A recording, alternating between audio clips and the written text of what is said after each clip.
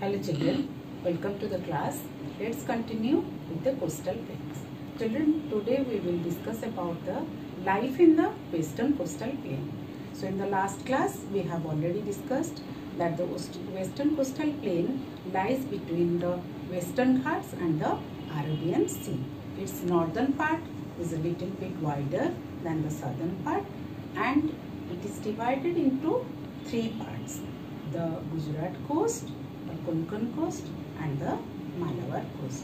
Today we will discuss about Gujarat, Daman Diu, Dadra and Nagar Haveli, then Maharashtra, Goa, Karnataka and Kerala. The western coastal plains extends from Rann of Kutch in Gujarat up to Kanyakumari. Gujarat, Goa, Dadra and Nagar Haveli, Daman and Diu, Maharashtra, Karnataka and Kerala are located in this region. So let's talk about the state Gujarat. Gandhinagar is the capital. Ahmedabad is the largest city. Dairy farming is an important industry. Major crops are bajra, jowar, wheat, cotton, tobacco, peanuts, sugarcane, etc. Gujarati and Sindhi are the main languages spoken by the people. It is famous for textile and diamond industries. Garba and Dandiya are the dances of Gujarat, and Gandhiji's Sabarmati Ashram is also located here. Look here, the famous Garba dance of Gujarat. This is Gandhiji's Sabarmati Ashram. It is situated on the banks of the river Sabarmati in Ahmedabad. Next comes Maharashtra. The capital is Mumbai. It is also an important port. The main languages are Marathi and Hindi. The Gateway of India is a landmark of Mumbai. Then Dadra and Nagar Haveli is a union territory in North Mumbai. The capital is Silvassa.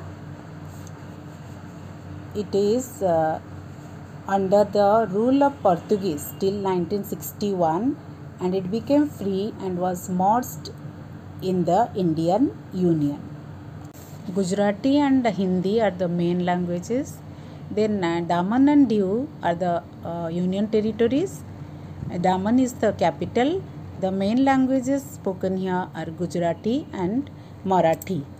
And it is also earlier under the rule of Portuguese and they got liberated in the year 1961.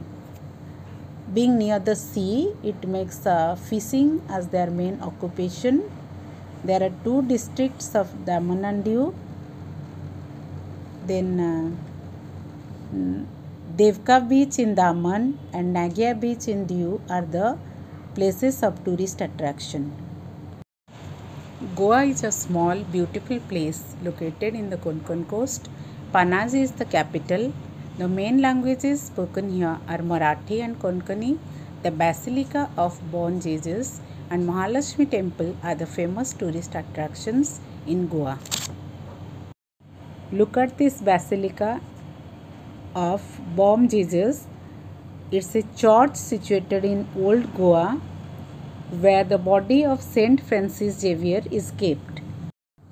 So as we move southwards from Goa, we come across the coastal plains of Karnataka. It lies between Konkan and the Malabar coast. Bengaluru is the capital. It is a big industrial center. Kannada is the main language. The area is thickly covered with forest of teak, rosewood and sandalwood. Kerala lies in the extreme southwest corner of India.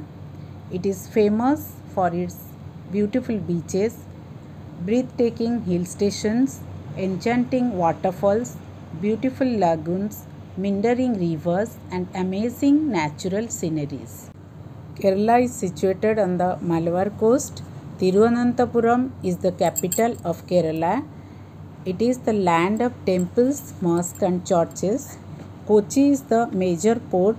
Kovalam beach is an important tourist place. Look at this beautiful Kovalam beach. It is located 16 kilometers away from the state capital Thiruvananthapuram. Kerala is a land of rivers and backwaters. Children, do you know what are backwaters?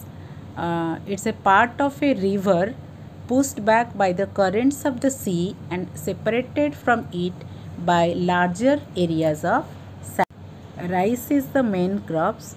The other crops are coconut, rubber, cocoa, coffee and spices. Kathakali and Mohiniyattam are the two important dance forms of Kerala.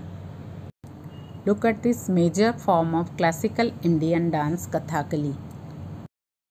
Mohiniyattam is one of the famous classical dance form of Kerala. It is traditionally a solo dance performed by women after extensive training. Malayalam is the main language spoken in Kerala. Kerala is the only state in India which has a 100% literacy rate. All the people here are educated. Onam is the main festival of the state. Boat races are a special attraction on this festival. It's a traditional snake boat race and is considered as the major attraction of the Onam festival.